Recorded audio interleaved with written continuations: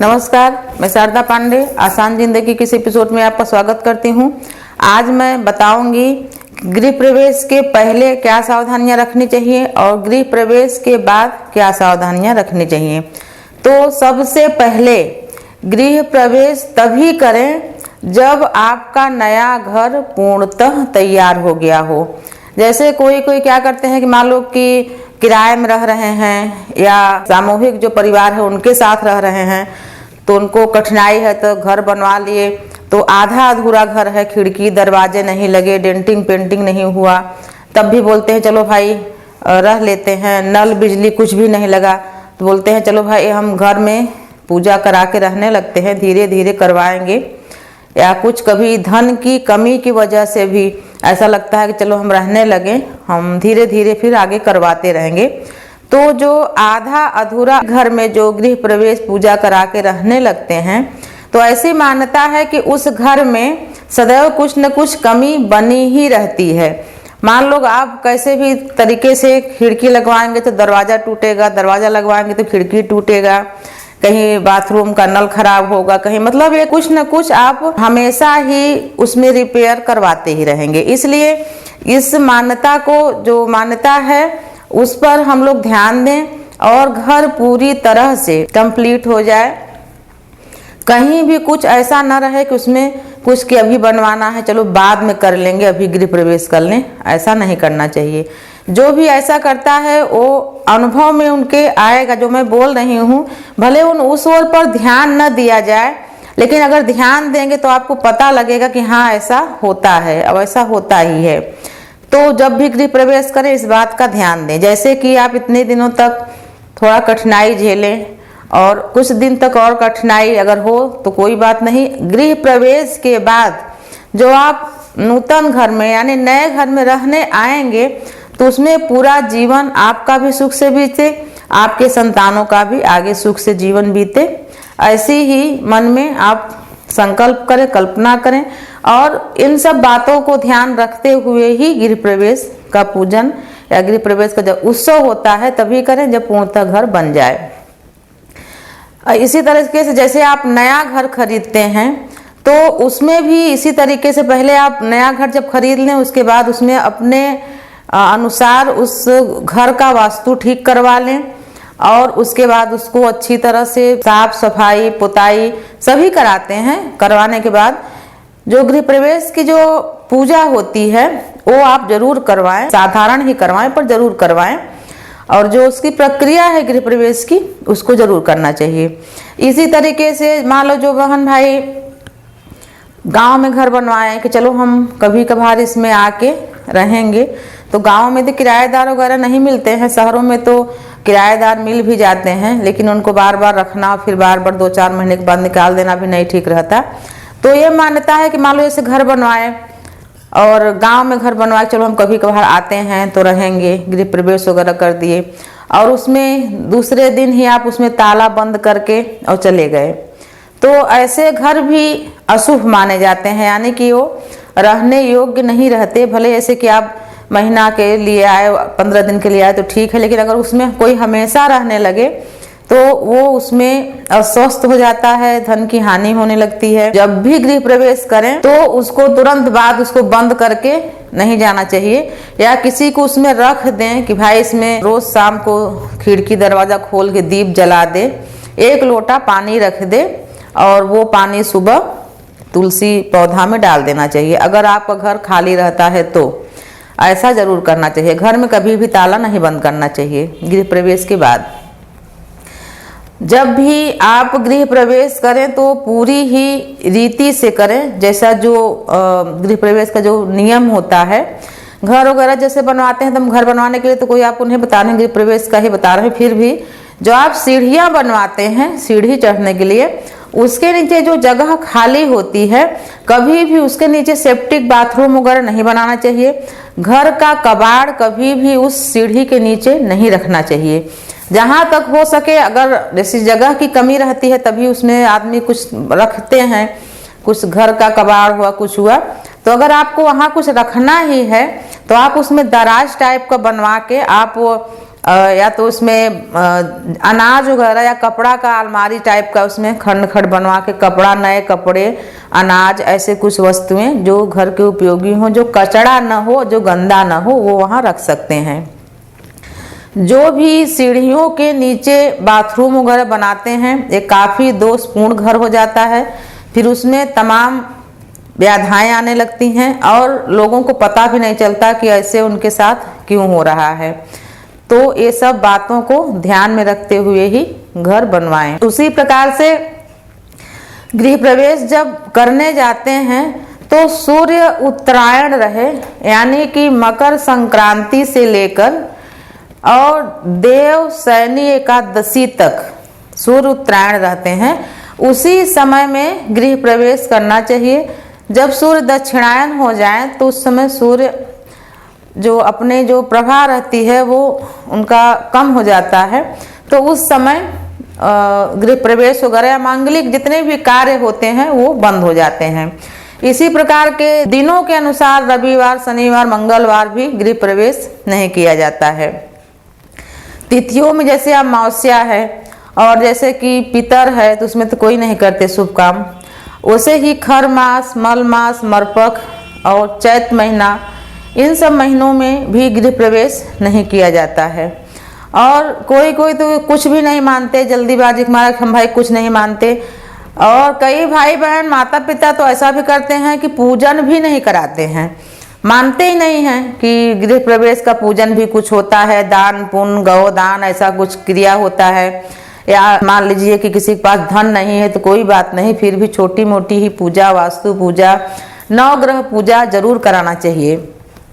ग्रहों में जो नवग्रह का पूजा कराया जाता है वो मान लीजिए किसी के कुंडलियाँ वगैरह नहीं भी बनी रहती हैं, तब भी जो बूढ़े सयाने इसीलिए सब करा लेते थे कि भाई कोई भी ग्रह खराब है तो गृह प्रवेश के बाद उसमें जब हम रहने लगे तो सुख शांति से रहें, इसीलिए नवग्रह का पूजा वगैरह भी कराते थे विधिवत। गृह प्रवेश की पूजा तो छोटी होती है, इन जब पूजाओं को सबको मिला के कराते हैं तो थोड़ा पंडित जी ज़्यादा दक्षिणा लेते हैं, थोड़ा सा समय ज़्यादा लगता है। तो जैसे हम इतना धन खर्च करके घर बनवाते हैं, काफ़ी समय लगता है, काफ़ी उसमें देखभाल और दिक्कत होती है, तो आगे घर रहने के लिए सुखमय रहे तो ये सब भी क्रियाओं को जरूर संपन्न करना चाहिए। उसी प्रकार से जो अच्छे विद्वान पंडित हो उन्हीं से गृह प्रवेश वगैरह कराएं। जैसे कि गृह प्रवेश के समय जो मुख्य द्वार होता है, यानी गेट के अंदर का घर का जो मुख्य द्वार होता है, वहाँ मिट्टी के 2 कलश जो कि सुसज्जित करके, जैसे कि कलश स्थापना में मैं बताई हूँ या कोई भी कलश स्थापना जानते हैं, वैसा कलश स्थापना दरवाजे के दोनों किनारे में अच्छे से करें। नीचे बालू रख के, कहा कि जो वो मिट्टी का जो मटकी होता है वो उसको रखो तो ढंगनाता है, यानी गिरता है, तो नीचे बालू रख के मिट्टी का कलश रखते हैं नया, उसको अच्छे से सजा के।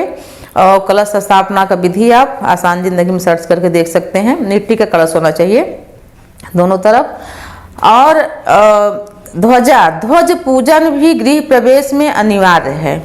ध्वजा यानी कि जो लाल या पीले कोई भी रंग का ध्वजा बनवा के उसमें गोटा वोटा लगा के, एक बांस की लंबी डंडी होती है, काफी लंबी, जो कि आप जहां पूजन कराएं, घर के अंदर मान लीजिए पूजन कराएं तो वहां नहीं रख सकते हैं, तो घर के जो मुख्य द्वार है वहां पर अंदर तरफ रख के ध्वजा पूजन भी अच्छे से करें।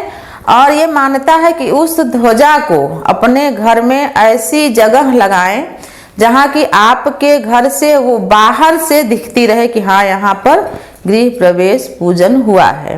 और वो साल भर सुरक्षित रहना चाहिए, यानी ध्वजा में जो थोड़ा कुछ ऐसे लगा देते हैं कील वगैरह कि हवा में उड़े न, गिरे न, तो सुरक्षित साल भर तक उसको रखना चाहिए। ये बहुत शुभ माना जाता है और सब पंडित लोग कराते भी हैं। पूजन के स्थान में तो होता ही है कलश स्थापना। जो मैं आपको गृह प्रवेश पूजन बता रही हूँ, ये कलश स्थापना, दोनों कलश स्थापना है, ये दरवाजे के दोनों किनारे में होता है। ध्वजा पूजन भी जरूर करना चाहिए। जो भाई बहन संपन्न हैं, जो लक्ष्मी की कृपा जिनके ऊपर है, धनवान है, वो गृह प्रवेश के समय गौ दान जरूर करें। अगर उनके पास धन है, माँ लक्ष्मी, भगवान श्री हरि विष्णु जी की कृपा उनके ऊपर है और आगे भी सदैव बनी रहे, इसके लिए गौ दान जरूर कराना चाहिए। हर छोटी मोटी पूजा में गौदान पंडित जी जरूर कराते हैं। ऐसा करते हैं चलो 100, 200 या 500 गौदान का संकल्प जब करवाते हैं तो कुछ घास हाथ में लेकर कुछ अक्षत वगैरह, पंडित जी पूछते हैं भाई गौदान करोगे, तो बोलते हैं गौदान नहीं, गौदान के एवज में कुछ पैसे, तो कुछ पैसे में 100, 200, 500, 1000 ऐसे हाथ में रख के गौदान का संकल्प करके गौदान करते हैं। ऐसा नहीं करना चाहिए।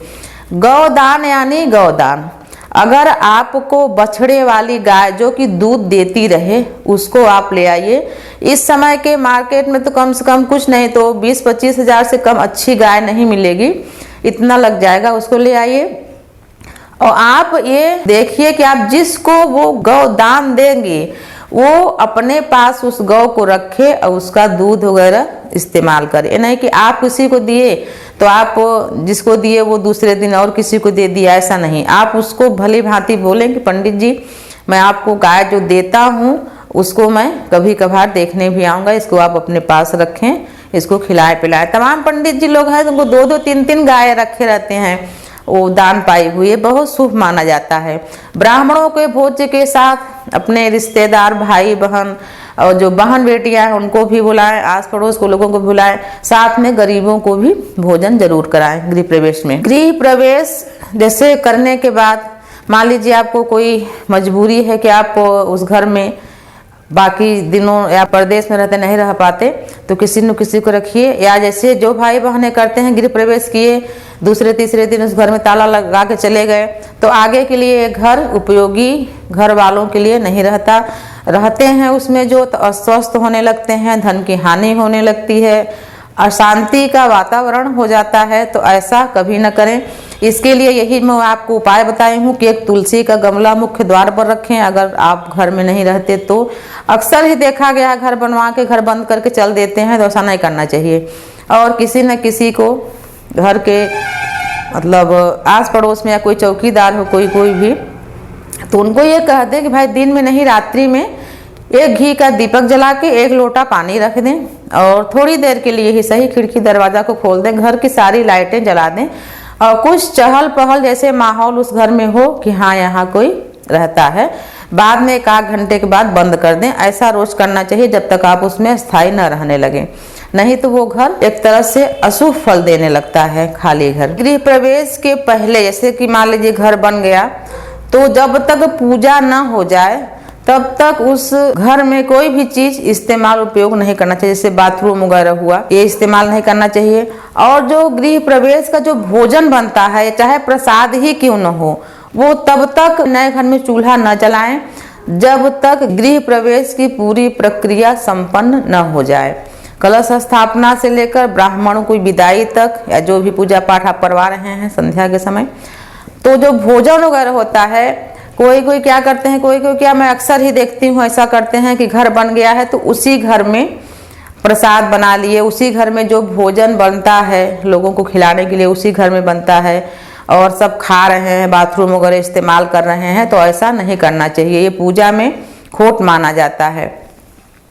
तो जो गृह प्रवेश जहाँ हो रहा है उसके आसपास जो बाहर तरफ है वहाँ टेंट वगैरह लगा के खाना बनवा सकते हैं। घर के अंदर खाना वगैरह न बनवाएं जब तक पूरा तरह से पूजा न हो जाए और बाथरूम वगैरह भी इस्तेमाल न करें। पूरी तरह से पूजा संपन्न होने के बाद ही उस घर में रहें। तुरंत उस घर को उसी रात में बंद करके कभी न जाएं, बहुत ही अशुभ होता है। मान लीजिए जो भाई बहन किराया में भी रहने जाते हैं तो कई जगह मैं ये सुनी हूँ किसी को कहते हुए, तमाम हमारे भी अनुभव में आया है कि हम जब से इस घर में आए हैं तब से परेशान है, हमारा बच्चा बीमार रहता है, पति को जो नौकरी में परेशानी है, कहीं एक्सीडेंट होता रहता है। तो जो हम किराए में भी रहते हैं, जैसा कि वास्तु दोष में मैं आपको पहले भी पिछले एपिसोड में बताई हूँ कि जो वास्तु दोष रहता है घर में तो रहने वालों को ही लगता है। तो जब हम किराए में रहने जाते हैं तो ठीक ठाक अच्छी तरह से देख लें कि आप किस घर में जा रहे हैं, रहने के लिए आपके लिए ठीक है कि नहीं। उसके साथ ही आप एक गणेश जी और लक्ष्मी जी का फोटो मढ़ा हुआ और अगर चांदी का हो जो कि 5 इंच का हो, 6 इंच से छोटा ही, चांदी का अगर भरुआ अंदर से खोखला नहीं होना चाहिए। गणेश जी का, लक्ष्मी जी की मूर्ति, अब अगर आप चांदी का नहीं ले सके तो गणेश लक्ष्मी जी का फोटो लें, जो किराए में जाते हैं उनके लिए बोल रही हूँ। और उस घर में प्रवेश के बाद यानी साफ सफाई अच्छी तरह से करवा लें। जिस दिन से रहना शुरू करें उस घर में, तो उस दिन भगवान जी, गणेश जी, लक्ष्मी मैया के फोटो के पास एक कलश स्थापना करें। कलश स्थापना विधिवत सर्च करके आप देख लें आसान जिंदगी में, कलश स्थापना करें और एक देसी गाय के घी का दीपक जरूर जलाएं। और कलश स्थापना करने के बाद माँ लक्ष्मी से, भगवान श्री गणेश से प्रार्थना करें कि भगवान जी, हम मजबूरी बस इस घर में रहने आए हैं, आप हमारे ऊपर सदैव कृपा बनाए रखना माँ लक्ष्मी माता। और भगवान श्री गणेश जी शुभ के दाता, हमारे साथ सदा शुभ हो ये आशीर्वाद देना। हमारी भूल चूक को क्षमा करना, हमारे ऊपर कृपा करना कि हमारा अपना घर हो जिसमें हम आपको स्थायी रूप से स्थापना करके पूजन कर सकें। जो भाई बहन किराए के घर में रहने जाते हैं वो ऐसा जरूर करें। जो भी कोई दोष वगैरह रहता है उस समय उस घर में तो वो खत्म हो जाता है। उस कलश के जल को अगर तुलसी वगैरह हो तो वहाँ पर सुबह यानी रात भर उस कलश को और दीप को जलने दें पूरी रात्रि। या आप दिन में जैसे रहने गए तो ये विधि आपको रात्रि को करना है। जैसे दिन में गए तो अपना 2-4 दिन पहले ही, जब किराया वगैरह में घर लेते हैं साफ सफाई करके, तो दिन में आप गए तो रात्रि में एक कलश विधिवत नहा धो के जैसे पूजा करते हैं। और जहाँ आप पूजन करें, किराए के घर में भी तो पूजन करते ही हैं, तो जहाँ पूजन कक्ष आप बनाने वाले हों वहाँ पर माता को और भगवान श्री गणेश को स्थापना कर दें सुंदर वस्त्र वगैरह बिछा के, और वहीं पर कलश रख के और देसी घी का दीपक हो सके तो पूरी रात्रि जले। उसके बाद सुबह से बुझ जाए तो कोई बात नहीं है, और वो कलश का जल आप तुलसी या किसी पौधे में डाल दीजिए। जो दोष होता है थोड़ा बहुत तो वो समाप्त हो जाता है आपके रहने तक, या जितने भी दिन आप रहोगे तो उसमें वो दोष नहीं लगता है। जो भाई बहन या माता पिता जो हमसे श्रेष्ठ हैं हम उनको माता पिता कहते हैं, जो हम उम्र है उनको भाई बहन कहते हैं।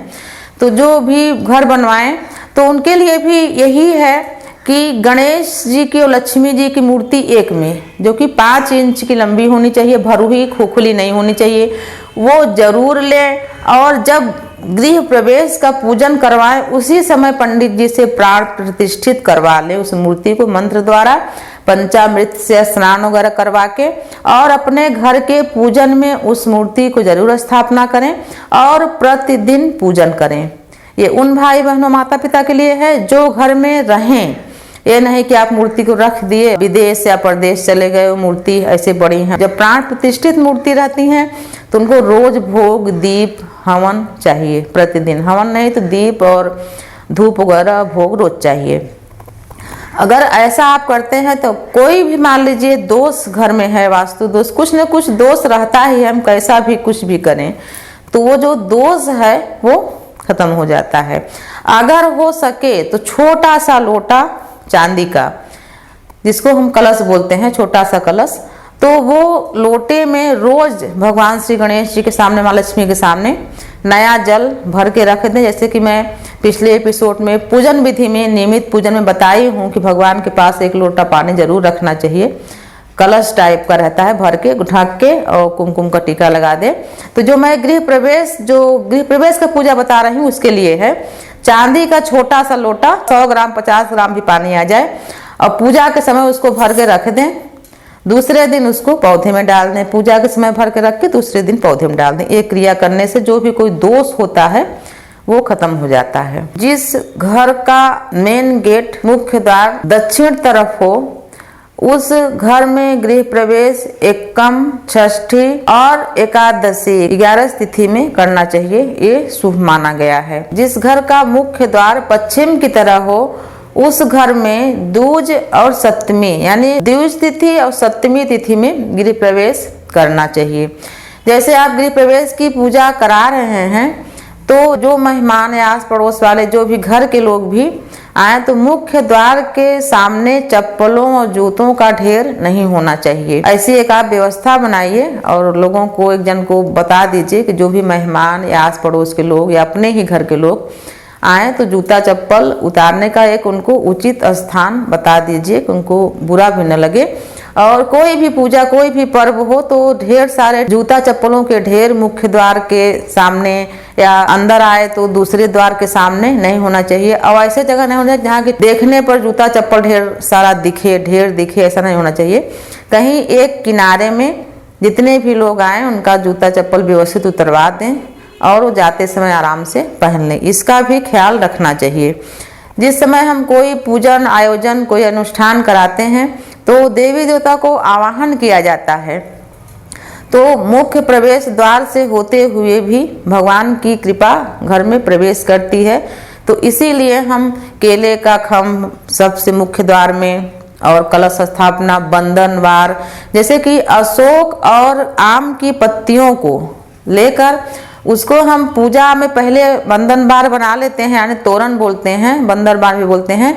उसको बनवा के विधिवत उसमें सिंदूर कुमकुम अबीर हल्दी फूल अक्षत इन सब से विधिवत पूजा करते हैं, मंत्रित करते हैं पंडित जी। उसके बाद उसको मुख्य द्वार के गेट पर टांग देते हैं और 3 से 5 दिन के बाद जब वो पत्ते सूख जाते हैं तो उनको निकाल के विसर्जन कर दिया जाता है। सूखा बंधन बाल लटकते नहीं होना चाहिए मुख्य द्वार पर। समय समय पर पर्वों पर बंधन बाल लगाया जाता है।